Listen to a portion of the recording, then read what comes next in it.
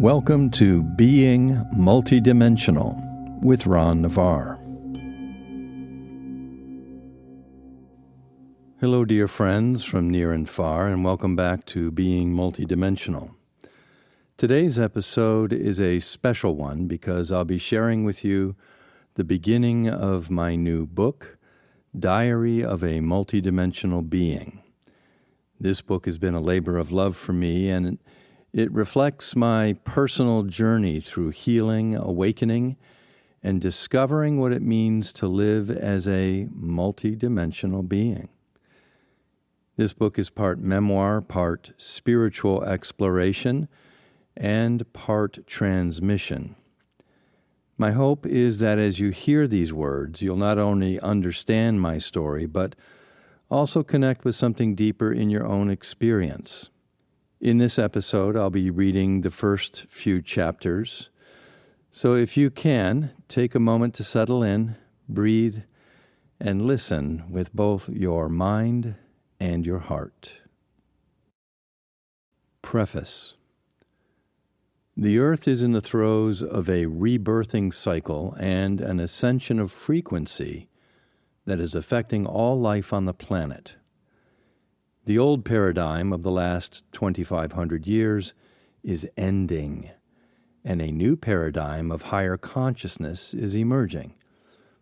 We see this shift in many forms and in many dimensions of experience: climate change and environmental transformation, the breakdown of social systems, politics, religion, and economics, and the crisis of identity that we as humans are all struggling with.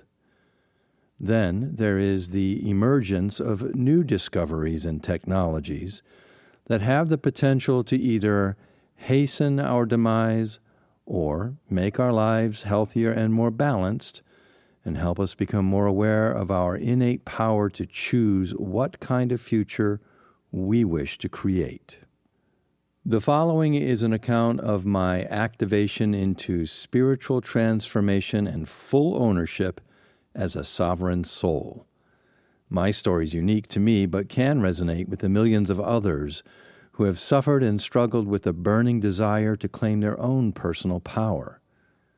Everyone can find within them the power to heal, to transform, and to discover and create a new identity that transcends the crippling limitations of our social conditioning. This is not a recollection of my past. Rather, it is a celebration of my liberation and of my sovereign choice to be of service to the many who are seeking clarity and freedom from their own limiting stories. There are several layers to this book. This is not just a story about one man's awakening and discovery. It's a guide for the process of activation, initiation, attunement, and integration that billions of people on this planet are beginning to experience but do not yet have a language for, a context for, or a clear map to help them navigate this often confusing experience. It is the story of the evolution of human consciousness as it ascends into a new paradigm of creative expansion. It is the story of the interconnectivity of the multidimensional soul into a much larger universe of spiritual community and harmonic cooperation. This is not just a book. It is a living transmission of spiritual frequency, a tool for activation and initiation into your own multidimensionality and spiritual ownership. As you follow this journey, I encourage you to make a map of your own experience through writing, journaling, and noting what you discover about yourself. In harmony, love, and light, Ron NaVarre. Introduction. Throughout my life, I've always felt a connection to something greater than myself. Although I did not relate to my early religious training as a Lutheran, I sensed a higher force of consciousness and inner guidance that I could never clearly define or express until my activation in 2023. As I look back, I can see many pivotal moments in my life where divine guidance helped me navigate the path to ownership and self-acceptance. My first recollection of inner guidance came as a child. I was around 4 years old and had not yet learned to read or write. I composed a poem, seemingly out of my imagination, but I now understand it as having come from a higher guidance. Although I don't remember the poem verbatim, I do recall the content speaking of divine love for all life on this planet and for the need of opening one's heart to hear the voice of God. I recited my poem from my parents and my older brother one night after dinner. The reaction was not what I expected. I remember feeling an intense love and joy of having created and expressed this simple truth, only to be crushed by my family's disbelief and critical judgment. My family could not accept that I had created this poem. Instead, they accused me of plagiarism and wanted to know where I'd stolen it from.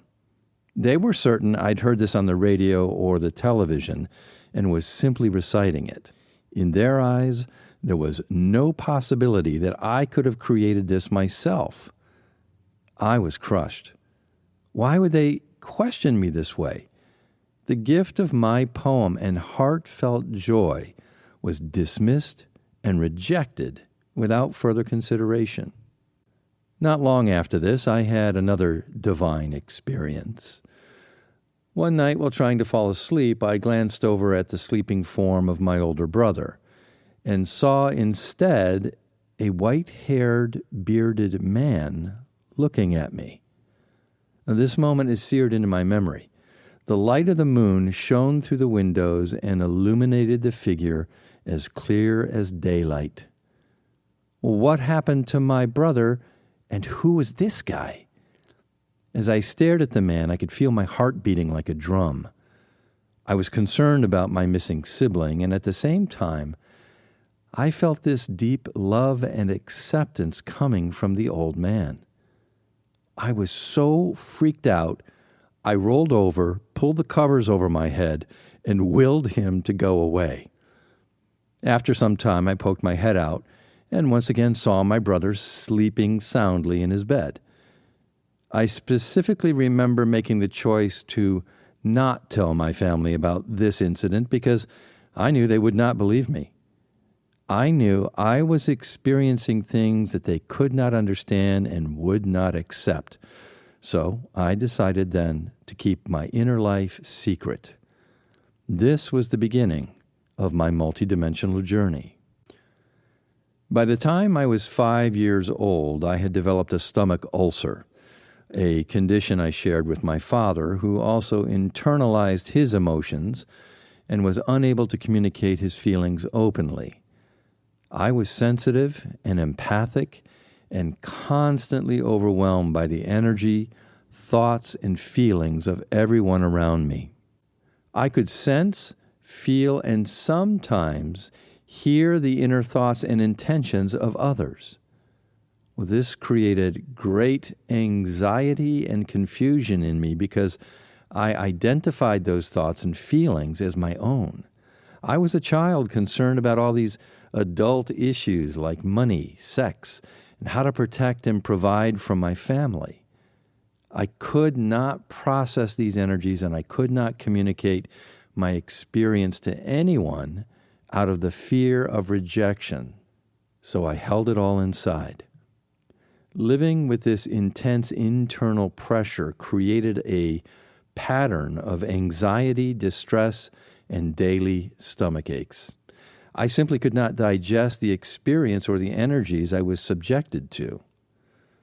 Around the age of 10, I discovered the martial arts.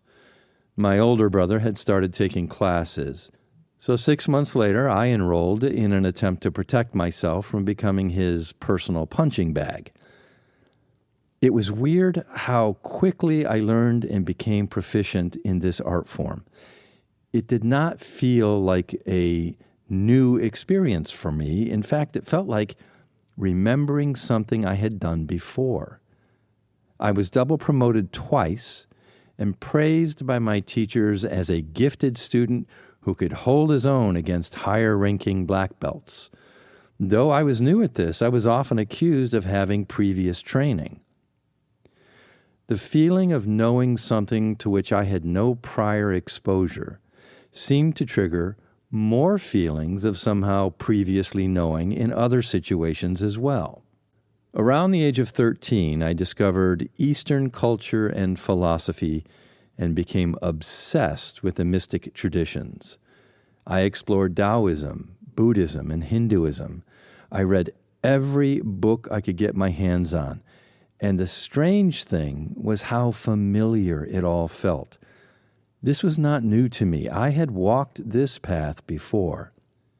From this exploration and revisiting, I learned how to ground and center myself, how to meditate, and how to begin to listen to my inner guidance, which presented itself to me as a feeling of urgent excitement.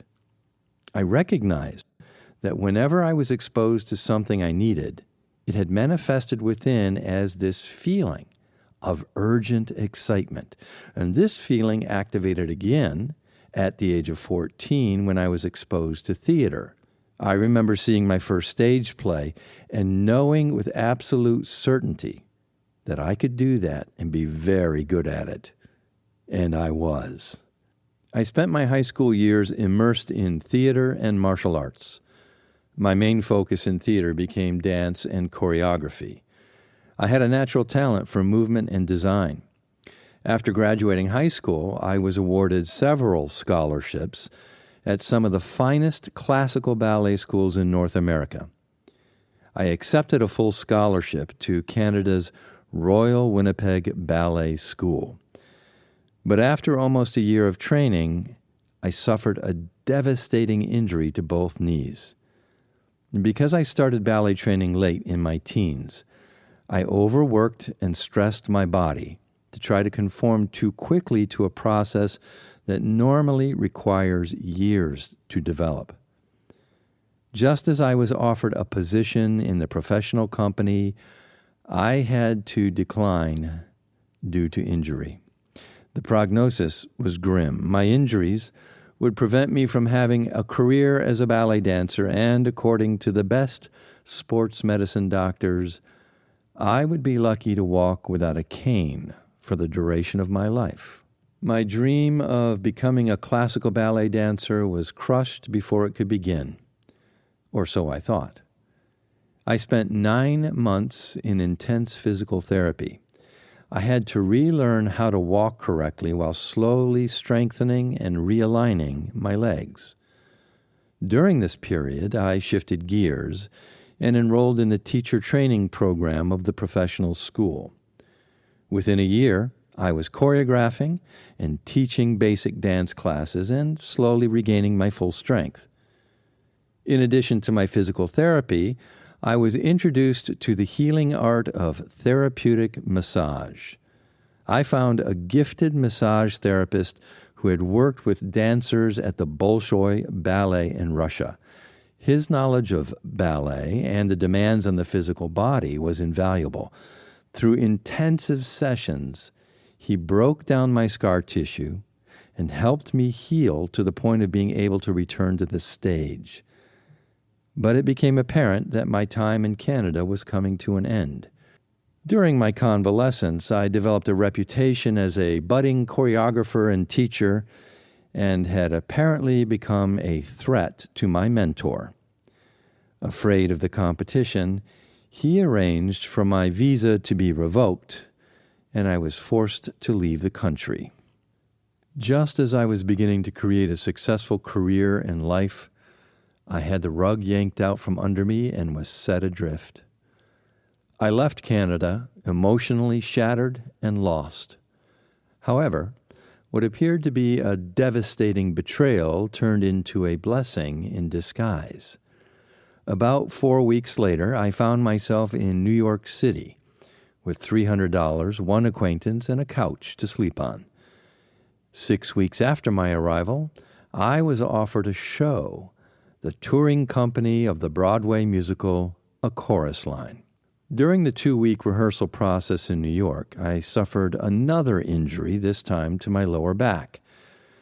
Out of desperation, I called a massage therapist whose number I had randomly picked out of the phone book. Before I could even describe my issue, he told me that my lower back was out of alignment based on the sound of my voice. Whoa, who is this guy? I thought, I'm checking him out. Turned out he was a gifted shiatsu therapist, and shiatsu is a Japanese massage practice based on acupuncture theory. After one session, I was 80% better and able to continue rehearsing.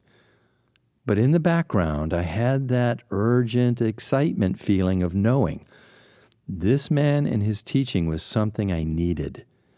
Now I recognized I was guided to find this man with whom I eventually apprenticed with for over a 4-year span. By the age of 23, I was performing in the Broadway company of A Chorus Line and had started my own private practice as a massage therapist. Over the next decade, while performing on Broadway, building my private practice, I continued to study the healing arts and was introduced to Taoist esoteric yoga, Tai Chi, Qigong, White Cloud Yoga, Reiki, and light body ascension therapy. I had discovered each practice through synchronicity. Just as I felt the need for the next piece of the puzzle, someone would mention a name or a practice, and that sense of urgent excitement would direct me to exactly what I needed, though I still did not understand how. The point of my story is to highlight the feeling of inner guidance and recognition. It shows up perhaps in different ways for each of us, but we should trust and respond when that feeling activates. Throughout my life, I've followed my gut and my inner compass, my inner knowing, and it has always served me beautifully. Fast forward 3 decades. I'm happily married and have raised 2 incredible children. I've enjoyed a career as an energy therapist and teacher of the embodiment arts, and I'm entering my 6th decade of life on this wonderful planet, and I suddenly begin to lose interest in everything. I lose my creative drive, which has supported me all my life. I lose my interest in discovery and exploration of the healing arts, and I begin to feel increasingly despondent. It feels like I've reached the end of a journey and I can no longer see the path ahead of me, and I am perplexed. I am unsure of how to move forward, or even if I wish to continue to move forward at all. The last 4 years have been some of the most challenging. COVID, the death of several loved ones, including my father, and the increasing chaos of global rapid change have all had a deep impact on my life. I turn inward, and I ask for help from what I now understand is the unseen force of divine guidance within me, and my request is answered in the form of an old client who tells me about his experience with MDMA therapy. Urgent excitement activates, and I know I need this, even though I have never experienced or even considered the use of any kind of medication. I listen and I respond to the feeling, and what follows is the beginning of my awakening into the next chapter of my life of discovery and service, a life I sensed vaguely but could not see clearly until now. Disclaimer: I do not endorse the illegal use or misuse of any medicinals or therapies. I have been told subsequently that my experience with this medicine is not typical at all. Please, do not think that my experience is what a person who tries this medicine will experience. It is not. This was unique to me based on my energetic and spiritual makeup and dynamic.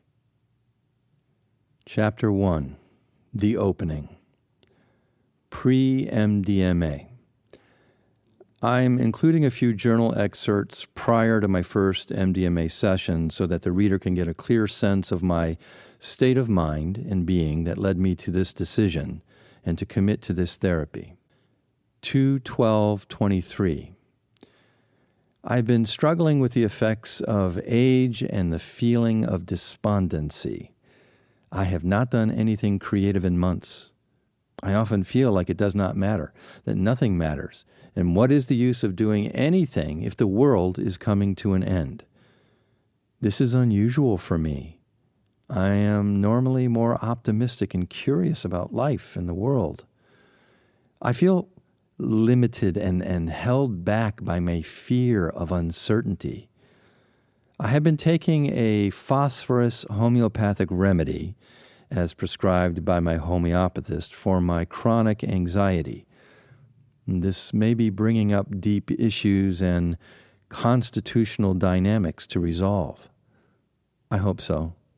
I hope I can transform my deep fear and anxiety so I can be free. I have been entertaining suicidal thoughts on occasion. Again, unusual for me. I understand how people can take their own life when their suffering is so great. It feels like the choice I had to make when I was 6 months old, to live or die. I developed pneumonia and was not expected to survive. I know I chose to live, and I know I have the strength to endure any amount of pain and suffering. I just get tired from time to time, and I want to check out. I am a warrior. I need to fight, to strive, and to struggle. 3/16/23. I have been reading my old diary from 1997 through 2002. Very interesting to see my mind, what I was focused on, and what events took place. I am working on the same things today as I was over 20 years ago. My health, my anxiety, my teaching and searching. This rereading had quite an impact on me in the last 2 days. It's stimulating movement, inquiry, and the release of feelings and energies. 3/21/23. I have been having mini anxiety episodes at inopportune moments, such as during teaching and during my Tai Chi form practice. I get triggered by small sensations and react as if it was a big deal. I know this is a conditioned pattern, and I know I can recondition it. I wonder how much of this is from the phosphorus remedy. Is this bringing up deeper layers to be resolved? Well, one thing is true. It is giving me an opportunity to practice my response to the trigger. My response is to acknowledge the event and my reaction, then to shift my focus to the sense memory of balance. Well, when I can do this, and if there are no ongoing gastric sensations, I'm usually successful at neutralizing the pattern.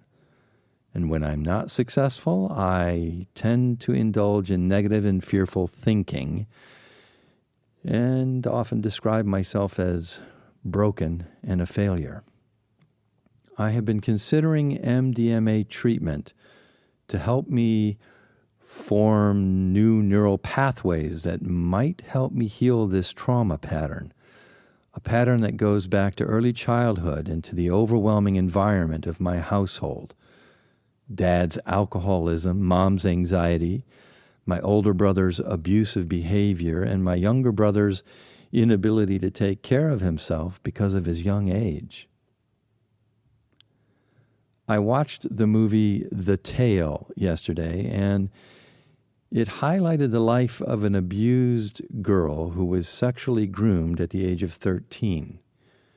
As she grew up, she told herself the abuse was a love story until she saw an interview with someone who had a similar experience and realized later in life that it was indeed abuse. It made me think of the abuse I endured as a child and how as children we don't know we're being abused because we don't have any other reference and just accept the experience as, quote, normal. I wondered if I was repressing any sexual abuse as well as physical and emotional abuse. I know there were some early sexual experiences in the attic of my grandparents' house. I know there was some anal penetration involved. I recall someone being on top of me while I lay on my stomach and how it hurt. But I never thought it was bad or wrong because my adult uncle was guiding the whole process. That is pretty fucked up. As I sit here and recall all of this, I'm surprised at how casual I feel in documenting this experience. I guess it's because I don't blame myself the way I used to for how I am. It was not my fault. As a child, I did not know any better. I was abused, and I was powerless and not to blame. I can see that now, and I own that history and that part of myself, the corrupted part of myself that needs to be properly nurtured and healed. Well, this is the beginning of that process, the acknowledgement of the truth. Now I can begin to seek out the tools and resources I need to go further. Is it any wonder I became hypervigilant as a child, and how my hypervigilance for danger and abuse activated my stomach aches because I could not digest my abusive experiences? There is a direct connection for sure. It is also clear how I came to blame myself for being abused. I was constantly gaslighted by my brother as a way to protect himself, and I was neglected by my parents who would not acknowledge his behavior. Jesus Christ. I also see how I never could accept religion as a child because I could not believe that God would allow me to be abused. And if God did allow it, it was because I deserved it. Another distortion from my child mind. Oh, one revelation after another right now. I decided I was not good enough as a child because if I was good enough, God would not have allowed the abuse I had to endure. This is how I developed the masochist endurer personality. I had to endure in silence because in my mind, I deserved it. Well, no, I did not deserve to be abused. I did not need to suffer needlessly and blame myself. I needed to stand up for myself and fight back, which took me until the age of 15 to finally do. That was when I fought back in self-defense against my brother, when I punched him in the balls and told him I would kill him if he ever touched me again.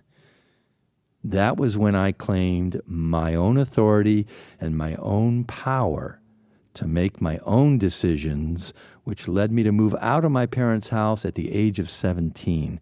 I was not going to take it anymore, and I was going to take care of myself, even though I did not have the slightest idea how. 3/27/23. I spoke with the MDMA facilitator. I'm going to do a session with him either April 14th or 15th. The medicine is not psychedelic or hallucinogenic. It is more body-heart-centered. I am excited to experience it, and I hope it will help me process and digest some of my trauma. Speaking of trauma, I'm afraid I'm creating a victim narrative for my identity. The more I describe my trauma and my painful life experiences, the more I feel I am identifying with them. I hope this is the process of acknowledging and digesting. The goal is to be free, to let go of any attachment I have with my painful past or any sense of victimization. When I described my history to my homeopathist, it brought up some deep feelings of guilt and sadness. Admitting to myself and to my wife that I need help has also added to my feeling and recollection of these deeper memories. 4/2/23. So much has been going on internally. Many old feelings and memories. I'm trying to accept this process and just let myself shed what I no longer need. I'm also becoming aware of my unhealthy behavior, and I'm beginning to see the link going back through time. My addiction to cannabis to sedate my anxiety and my history of physical injury and ailments. I see how I habitually punish myself by eating poorly, drinking too much, and indulging in fearful scenarios. I want to stop beating myself up. I want to purify my soul and raise my vibration. No alcohol, no junk food, no caffeine. Keep it clean and be kind to myself. I feel like two distinct personas right now. One part of me looks at my history of trauma and says, it's not so bad. And another part says, it was horrible, painful and frightening, and I can't believe I survived all that shit and became so successful and look as well as I do. I have scheduled my MDMA session for April 15th. I'm not sure what is going to happen, but I am ready for a change. Here I go. Chapter 2, First Encounter, 4/15/23. My session is scheduled for 10 a.m. No food, just water in my system. I will bring something to eat for after the session. I'm nervous and excited. I feel like this is going to be a significant experience regardless of the outcome. I must ground myself, breathe, and just allow the experience to unfold. Soften, smile, breathe, and allow. 4/16/23. Wow, this was the best thing I have ever done for myself. I'm still feeling the effects, and it is hard to describe what happened. Here is a recap of yesterday's incredible journey. I got there a little before 10 a.m. My facilitator was soft-spoken, gentle, very grounded. His office was homey and adorned with beautiful art and woodwork. There was a large chair and a couch similar to a therapist's office setup. We talked for a few minutes. I asked my facilitator if I should set an intention before I took the medicine, and he said no, just let the medicine do what it does. I took the capsule, put on an eye mask to block out extraneous light, and reclined on the couch. Gentle music played throughout the session, and I told myself to just breathe and allow and relax.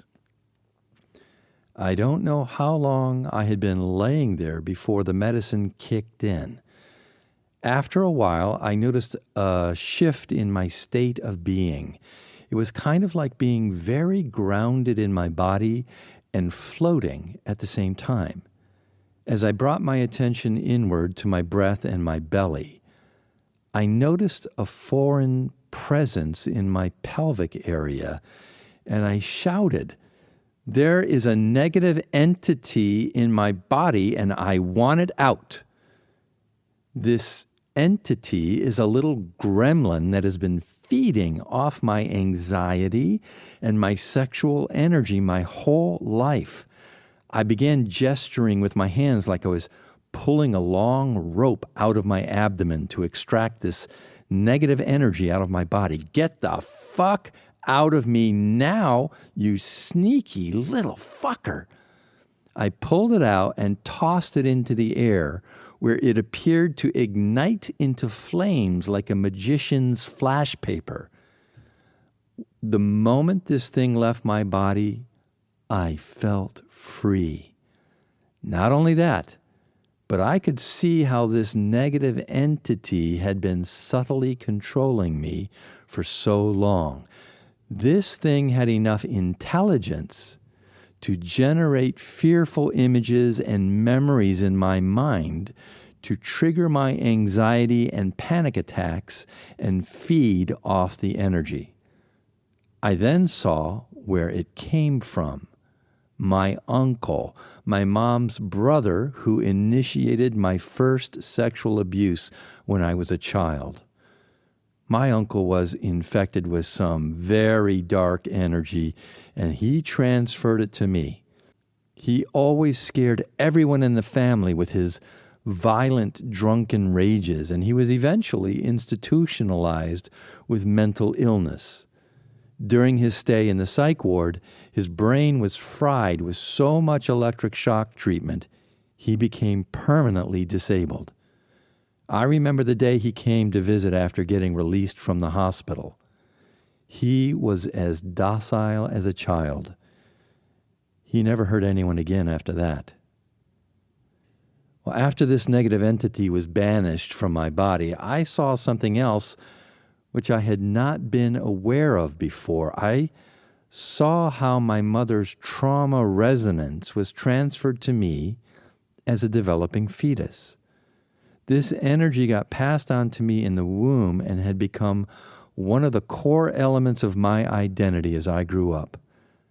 This is why we were so close, why my mom always said we were just alike. We were both worriers and always anxious.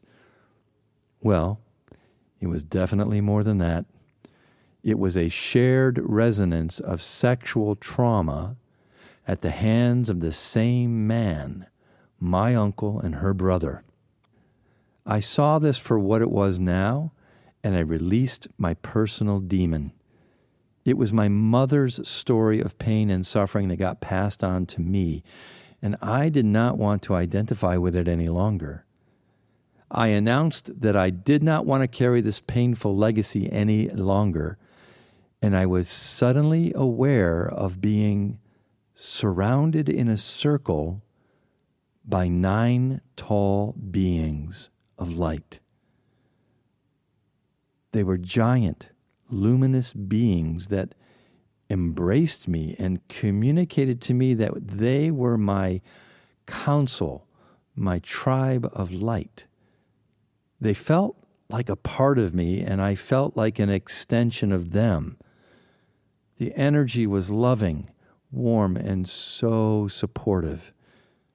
Then they told me that they would perform a special healing ceremony called the Light Heart Timeline Healing.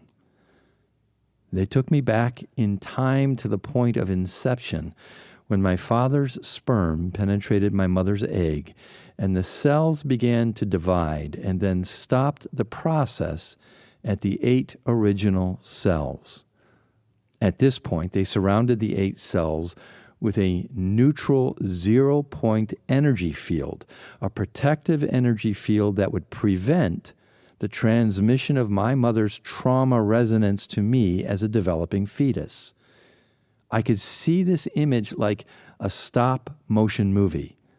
Cell division, 8-cell ball, freeze frame, a field of light surrounding the ball of cells, and then fast forward to the present moment. I took a deep breath, and when I exhaled, I could feel the negative resonance dissipate from my body. The feeling of pain was gone, and I felt light and free. My breath was deep and expansive, and I felt like I was reborn. Oh, it was glorious. I laughed out loud because I was so damn happy. What a gift. Thank you. I heard a voice say, "Happy birthday." The journey was just beginning. That was the beginning of Diary of a Multidimensional Being. Thank you so much for joining me and listening to these first chapters. Stay tuned for updates and for the release date of the digital book in late September. I hope to release the audio version by the end of this December. If what you heard today resonated with you, I'd love to invite you into the next layer of this journey, the Sovereign Soul Salon. I host small gatherings where we come together in presence, explore multidimensionality, and support each other in embodying our light. If you'd like to host a soul salon in your apartment or your home, send me an email and we'll set it up. I've also founded the Sovereign Soul Song Collective, a nonprofit spiritual community devoted to holding these spaces and creating opportunities for deeper connection and awakening. So, if you feel the call, I welcome you to join us. And whether you do or not, know that simply by listening, you are a part of this unfolding. Until next time, my friends, take good care and keep discovering the many dimensions of who you are. In harmony and service, Ron NaVarre.